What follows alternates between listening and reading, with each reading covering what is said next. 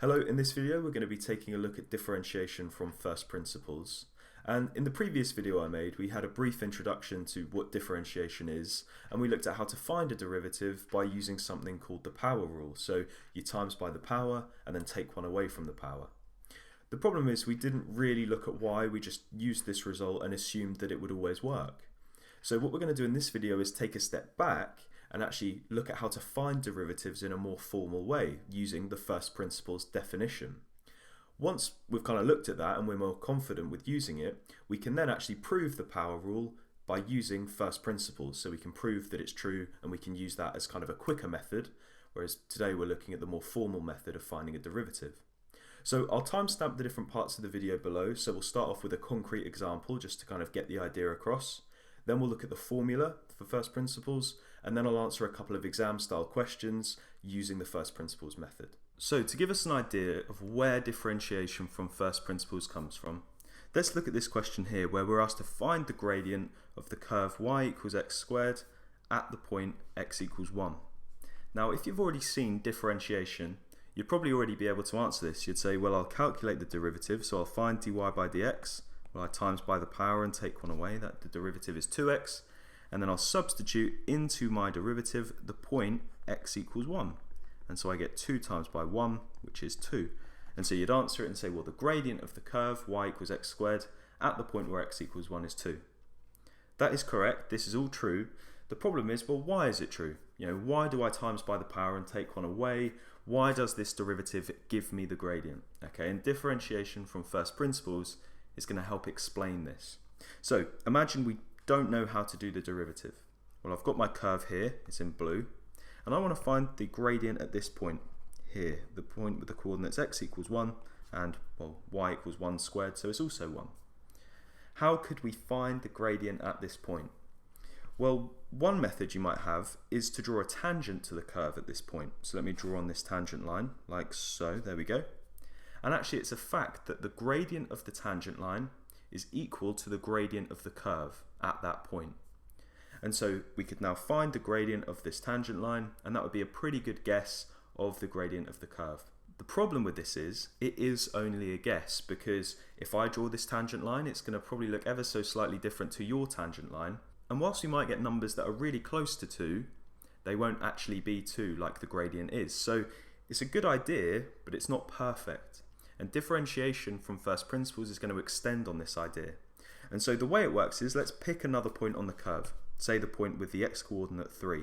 So let me mark it on, it's this point up here with the coordinates 3, 9. Okay. I'm then going to draw a chord onto the curve between the point 1, 1 and this new point 3, 9, like so. And I'm going to find the gradient of this chord. So I'm looking between 1, 1 and 3, 9. So let's find the gradient. Well, that's the change in y over the change in x. And if I calculate this, that's 8 over 2. Well, 8 divided by 2 is 4. And this is my first estimate of the gradient using this idea of a chord. And you can see it's not really that close to what we know the gradient is at the moment, but we're going to make it a bit better.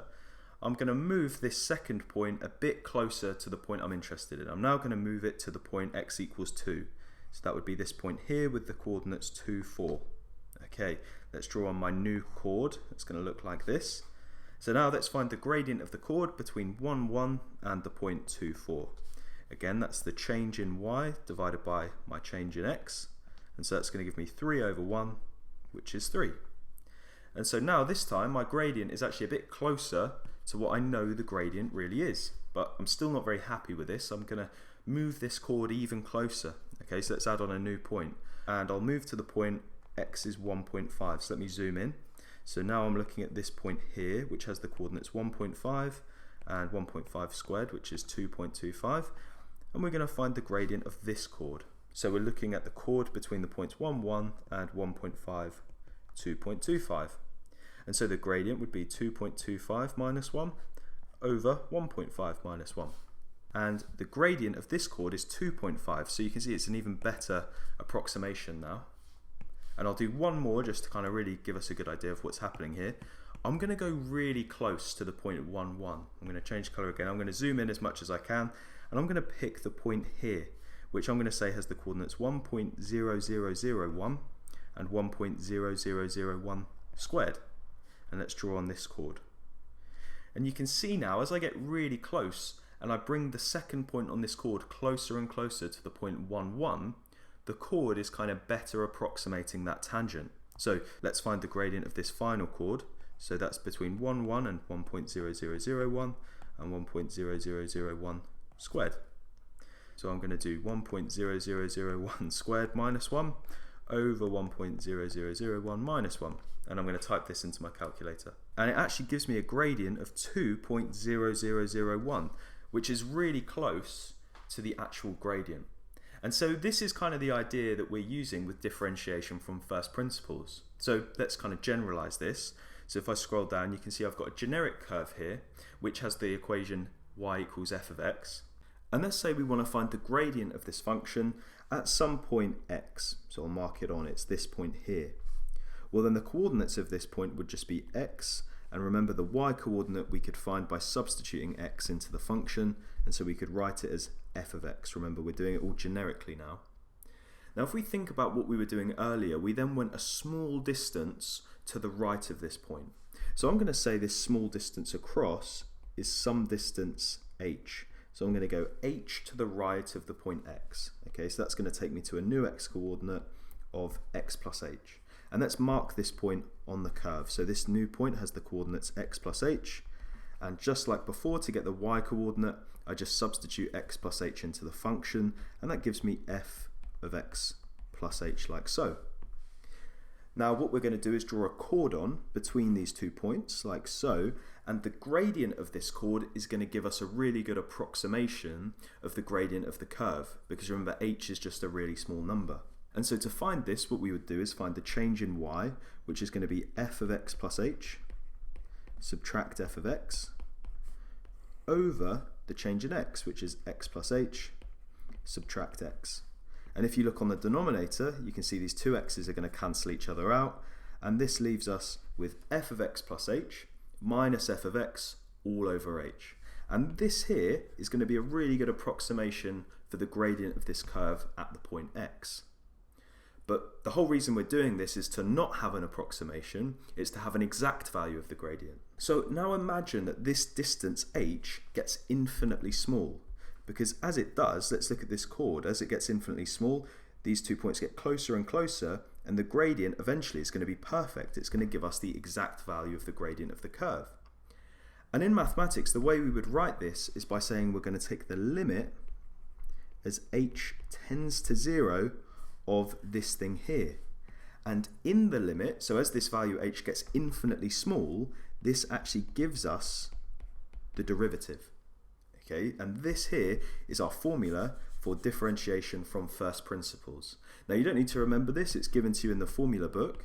So what I'll do is I'll put a box around it and I'll bring it down, and we'll use this to answer a few questions.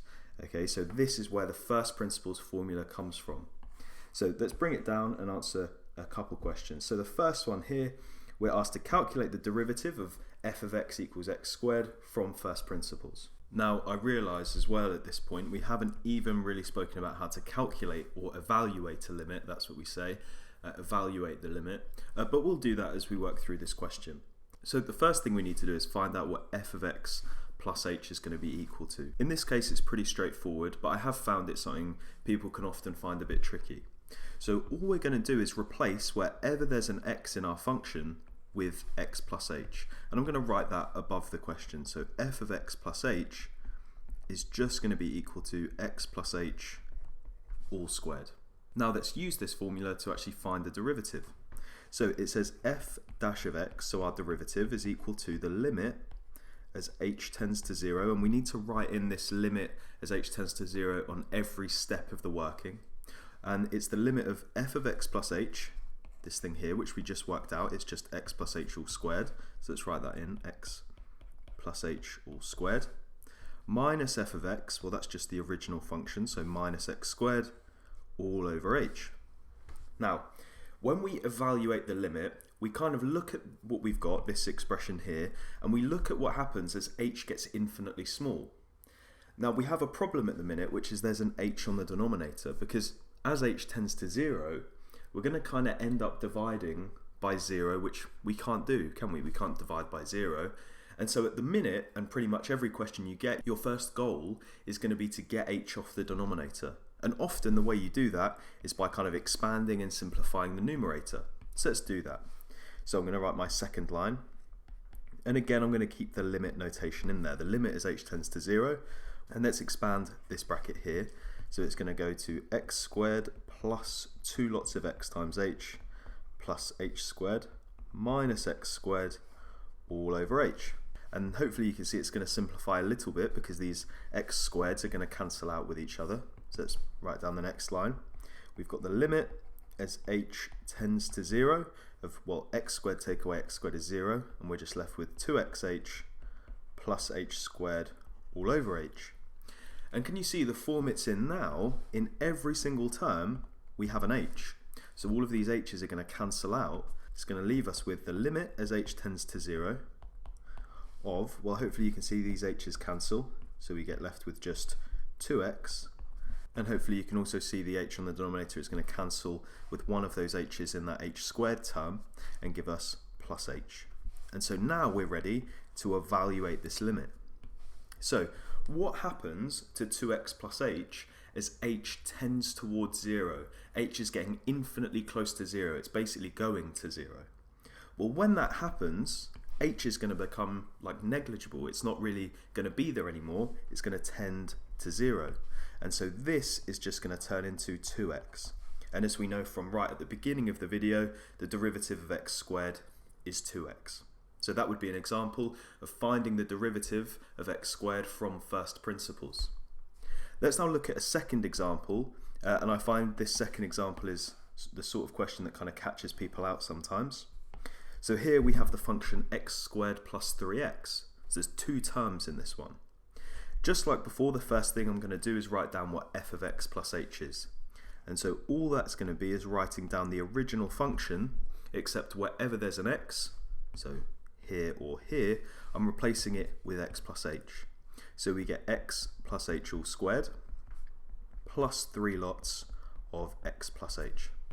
Okay, let's now write down our definition of a derivative. So f dash of x is equal to the limit as h tends to 0 of f of x plus h, which we just said was x plus h all squared, plus 3 lots of x plus h.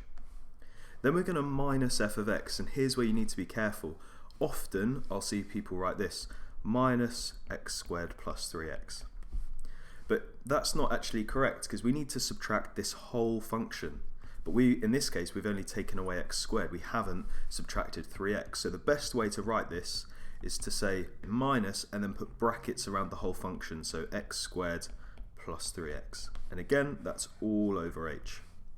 Let's now expand the numerator and hope that we can get rid of the h on the denominator. So it's going to be the limit as h tends to 0. Again, remember you've got to write that in every step, of x squared plus 2xh plus h squared.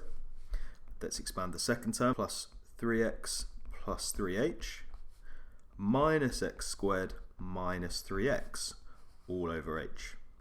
Now, what cancels out on the numerator? Well, these x squareds cancel, as do these 3x's. So let's now write down the next line. So we've got the limit as h tends to 0 of 2xh plus h squared plus 3h all over h. And you can see every term has an h in it, so we can kind of cancel the h on the denominator, because we're going to cancel out these h's here, one of these h squareds and this h, and that's going to give us the limit as h tends to 0 of 2x plus h plus 3. And just like before, in the limit as h tends to 0, well, this h term here is going to tend to 0, and because we've now evaluated the limit, we can get rid of that limit notation, and we get an answer of 2x plus 3. And if you were to differentiate what we started with, just using our power rule for differentiation, you know, timesing by the power and taking one away, well, we'd get 2x plus 3, which is exactly what we ended up with. So hopefully this video was useful. If it was, please do go over to my channel where I have loads of other maths tutorials, and you can also go over to my website, which I'll link in the video description, where I think it's a bit easier to navigate through all the different videos I've made. Thanks for watching.